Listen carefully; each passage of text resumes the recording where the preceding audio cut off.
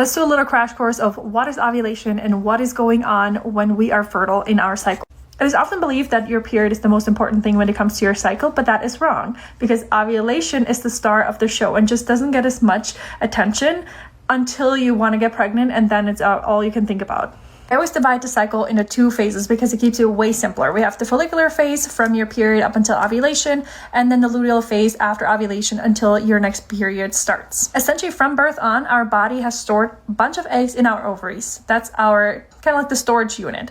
And every single month, through the influx of hormones, a couple of these eggs in our ovaries are starting to mature, starting when your period starts up until ovulation.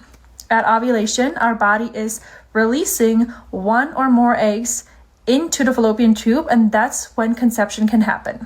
So truly, the egg in and of itself is only fertile for about 24 hours in a cycle.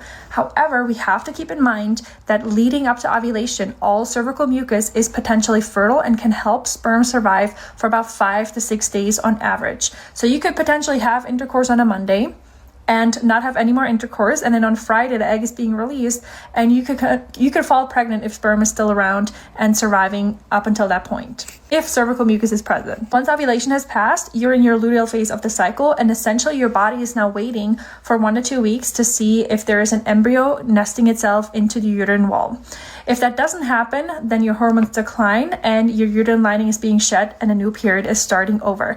And then we have the whole cycle again.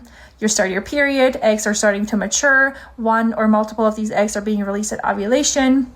You're entering the luteal phase of the cycle. Your body is waiting to see if conception happened or not. If not, your period will start again.